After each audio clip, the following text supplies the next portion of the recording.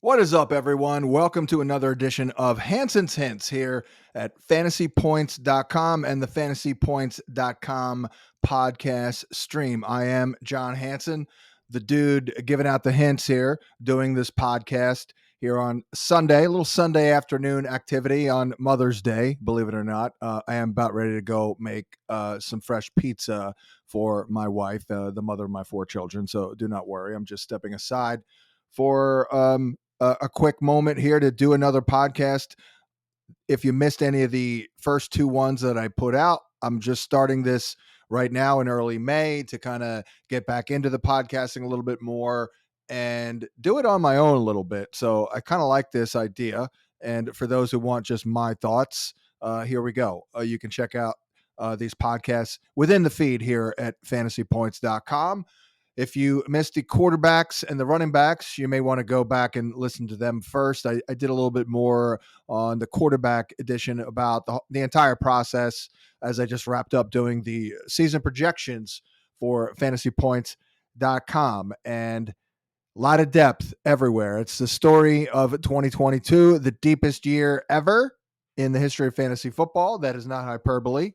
And today, this podcast here, we're doing the wide receivers. And, well, let's go right back to the depth because incredible depth. However, I'll give it to you this way. If you're in a 16-team league and you start 3 wide receivers, that's only 48. So that's not a lot. There are well over 48 viable starters here. I think you can go into the almost at 60, early 60s with the viable starters. Maybe I'm pushing the envelope just a little bit here, but very incredible depth. However, and we start at the top here as we kind of just go over the landscape, if you will.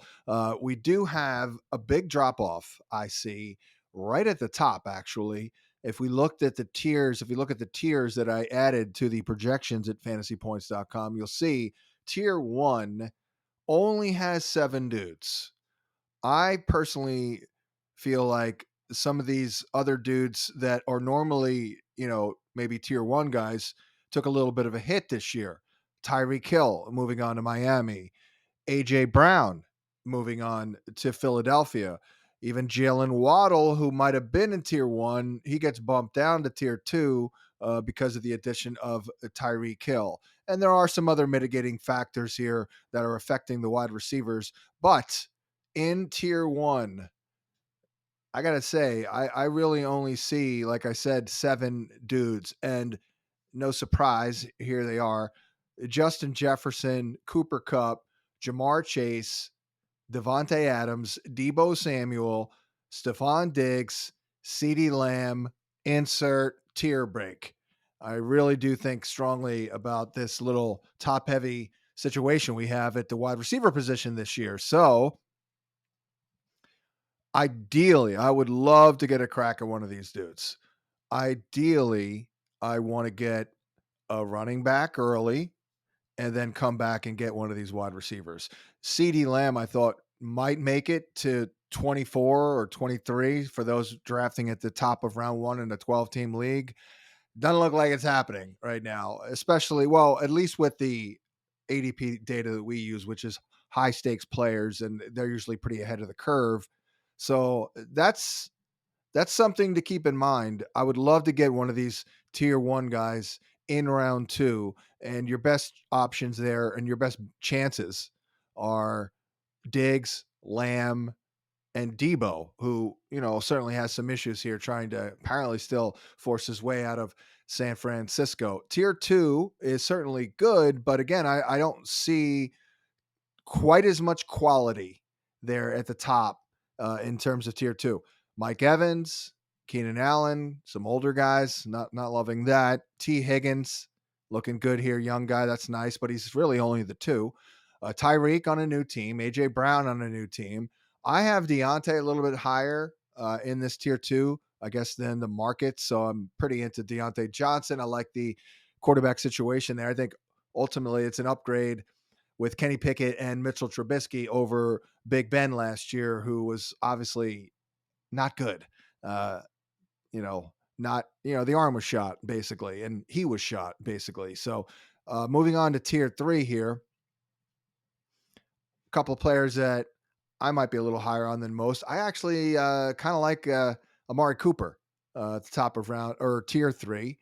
We have him at wide receiver 15. The ADP is 21, so we're a little higher on him. Michael Pittman, our guy, we've always loved him. I have for sure. Wide receiver 16.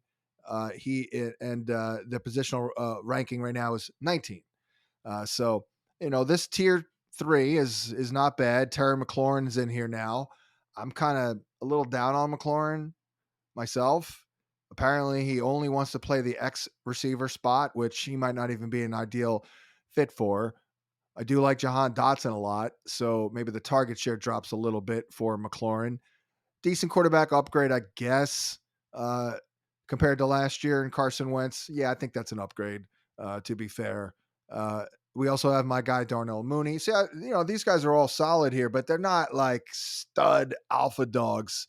These are guys generally in our wide receiver 15 to 25 range. Their ADPs are generally like 45 to 65, let's say.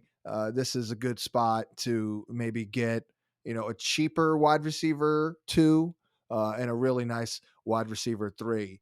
The depth does continue here as we move on. By the way, Hollywood Brown in that third tier. We've got him at wide receiver 22, ADP at 23. We were ahead of the markets there, but I guess the markets have already caught up to us just a little bit. Moving down here, tier 4 would be guys that we have ranked in the 23 overall at wide receiver to like 33 basically. These are guys going off the board. Let's see here. Again, 50 to 70. Some guys are up to 90 in terms of this tier 4, but some good options here, really good options here. So this is really a good example of why I don't think you really need to attack wide receiver in the draft. I mean, look what we did last year for you. If we're on the site and listening to whatever, the radio show even, some good examples. And then again, as I've mentioned in all the podcasts, what am I trying to do? I'm trying to price these guys strategically and rank them. I do the projections to come up with the rankings, but I do a little tweaking. And where I want to be though is higher on them than the markets on players that I like, and then lower on the markets on players I'm not really into. And it was a really good year last year for mispricing. The players were mispriced and we priced them more accurately. For example, Mr. Deebo Samuel's ADP was 82 last year. We had him at 68. Now that was me. Like I mentioned, I could have put him at 50, but does it really matter? Like if his ADP is 82, I don't think many people are going to be taking him or were taking him last year at 50 overall. I think I actually did in one league, but that was with radio listeners who knew I love Deebo. Michael Pittman, his ADP last year was 97. We had him at 72. Darnell Mooney, ADP of 103. We had him at 73. That's 30 spots higher than the ADP. And I believe he was what? Wide receiver 21. He was great. So on the other end, Juju last year was wide receiver 69 per the ADP. We had him only at 85. The other good example at wide receiver, a great one, was Hollywood Brown. Wide receiver 114. We had him at 92. Once again, I think that's giving you an edge. And probably the best example, actually, Amon-Ra St. Brown. I was very high on him last year. His ADP was 189. I had him at 155. So I know he didn't do crap for about 5-6 weeks, but I bet you a lot of people who were using our cheat sheet and listening to us got Amon-Ra St. Brown. So don't forget, we're always looking to find these little gems here. But in this tier 4, we do have some good options and maybe some gems. Gabriel Davis really stands out to me. We have him at wide receiver 25, and the ADP is 34. So I think that's considerably higher. You do have Jerry Jeudy here. I think he's a little overpriced, actually. Wide receiver 25. We have him at 27, but I actually kind of like Cortland Sutton, believe it or not. more than Judy. And I've always loved Judy, but I just like the marriage of Sutton and Russ Wilson, the excellent downfield thrower of the football. Here's a great one.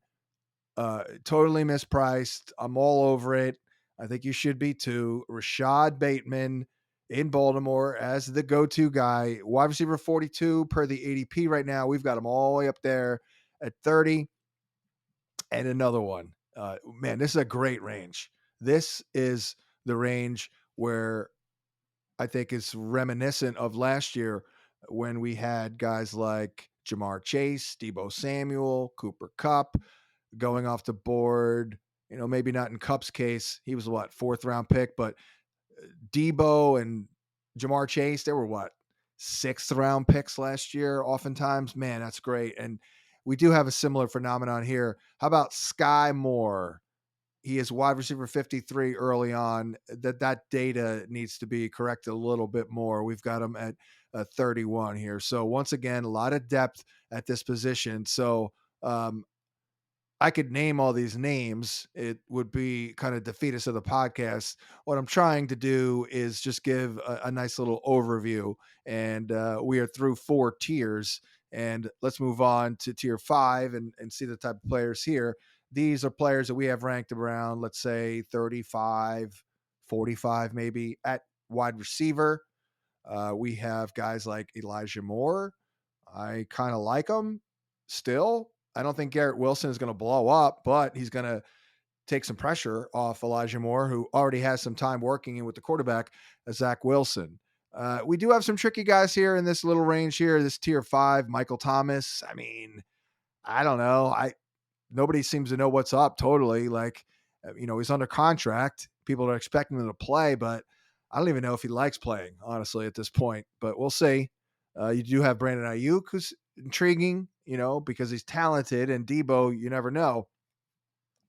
I put Hunter Renfrow in this group as well, wide receiver 33 on our board. Now we have the rookies who come in here at the bottom of tier 5, guys we have ranked in the low 30s at wide receiver, upper 40s.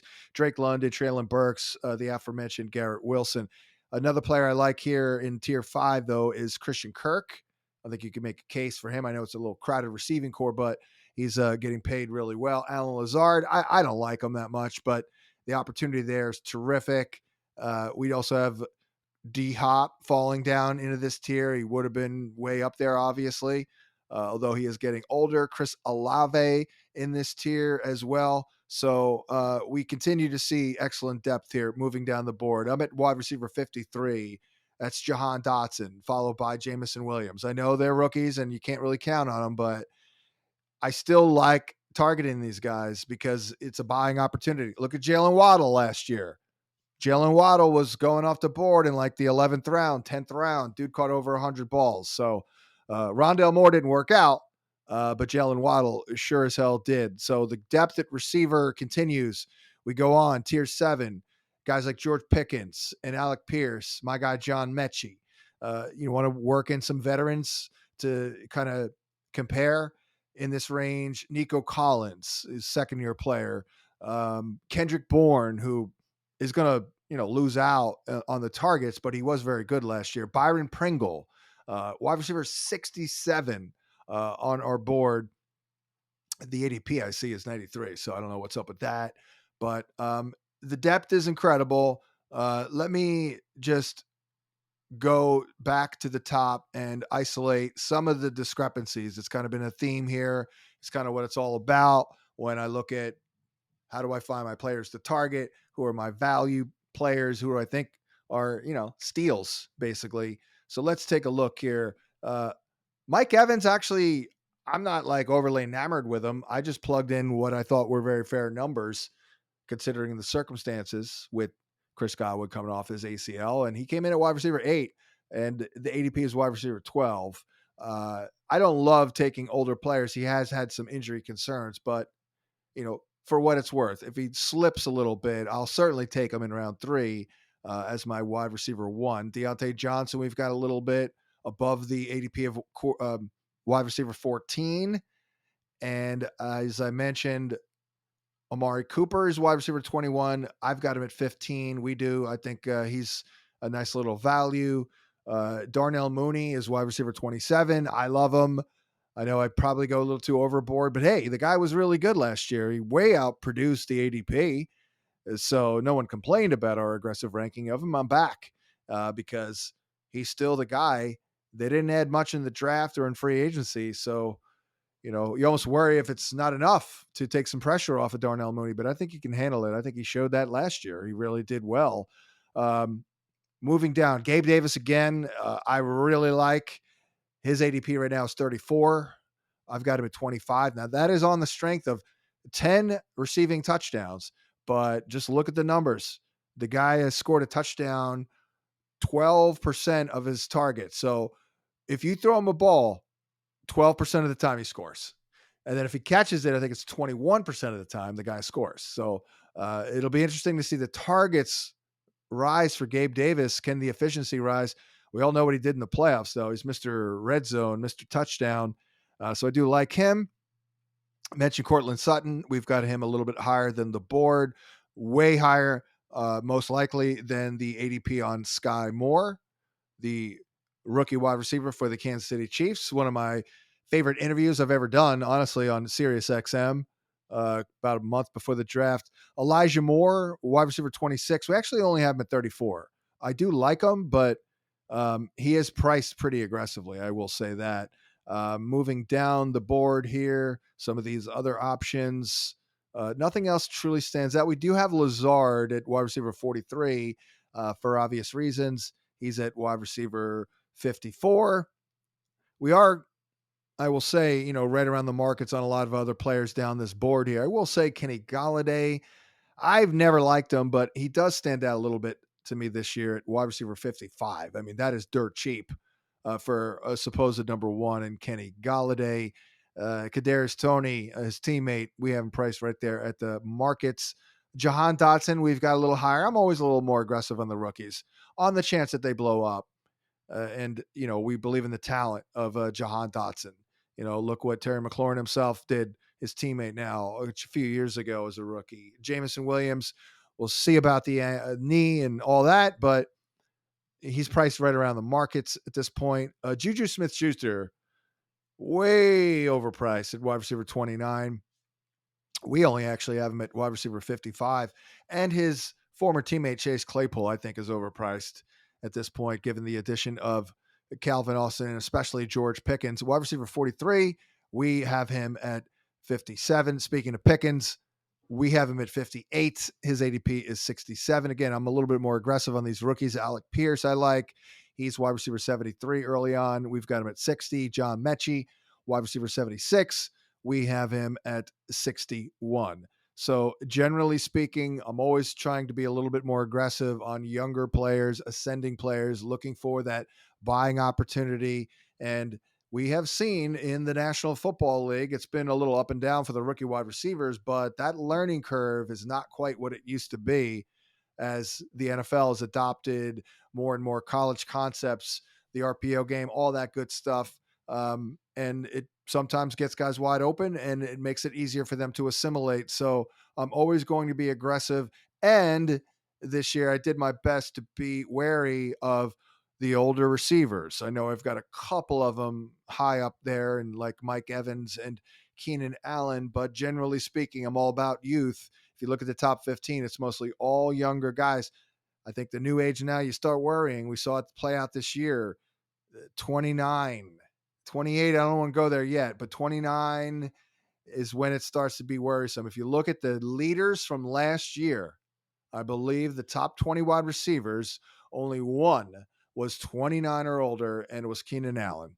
It could be a function in part of the pandemic, but these dudes, the expiration dates on these players it's bumping up right now. So there it is, a quick look at the wide receiver position here. Obviously, we're hoping you're a subscriber to fantasypoints.com so you can see all the rankings and all the cheat sheets and all that. Well, plenty of time to truly break these guys down and really isolate them as good values. I'll add my favorite picks to my draft plan article, which I'm probably going to start on real soon, at least the initial version of it.